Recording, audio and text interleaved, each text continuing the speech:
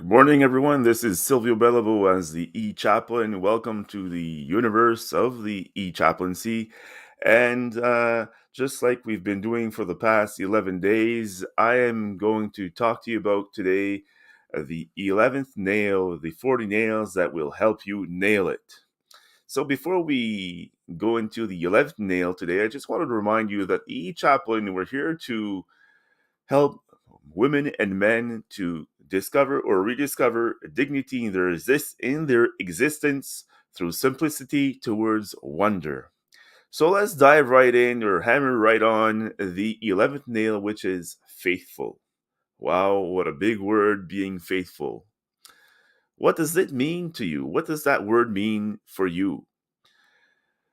And I want to remind you that a couple weeks ago I asked people to give me qualities of Jesus, or what was the quality they hear in their or the view in their mind, that come pop ups in their mind and their heart when they hear the word Jesus or the noun Jesus.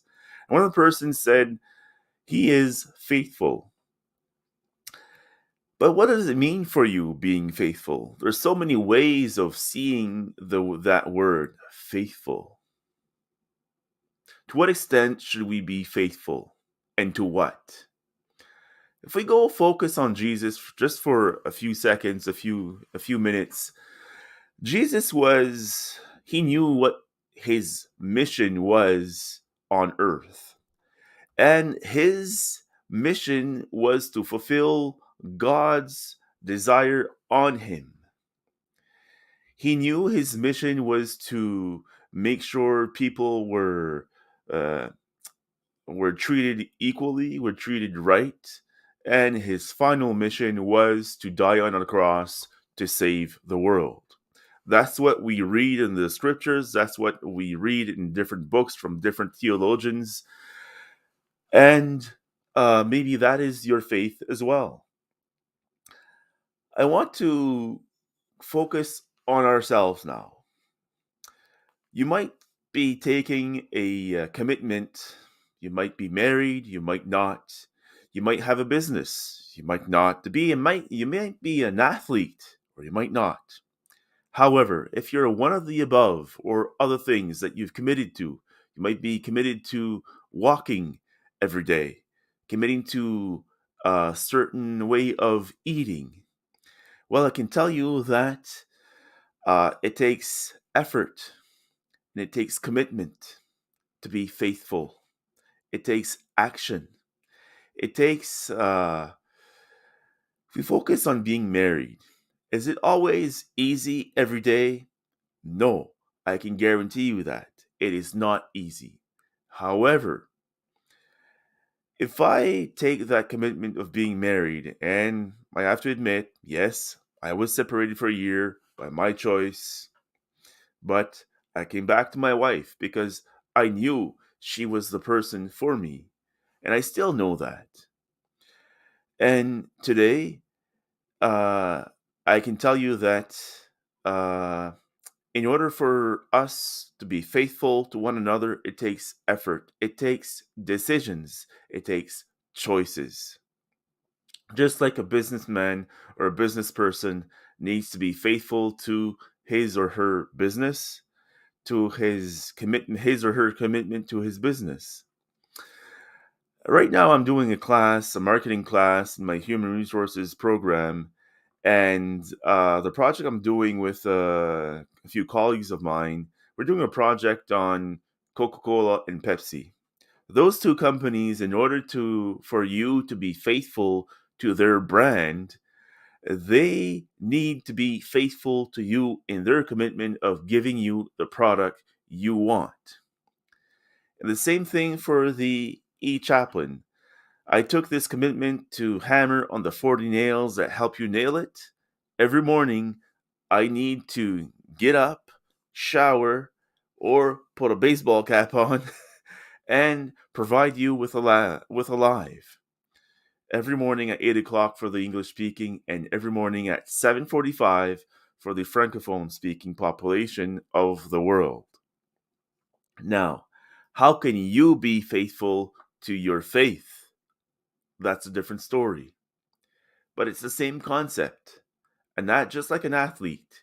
When we just finished the Olympics and the Paralympics, if they want to win, if they want to be a winner, either to win a medal, not a medal, but a medal, they have to be faithful to their commitments, to their training, and to the trainers, and to the mindset coaches, whatever they need to be faithful to in order to reach a certain degree of success.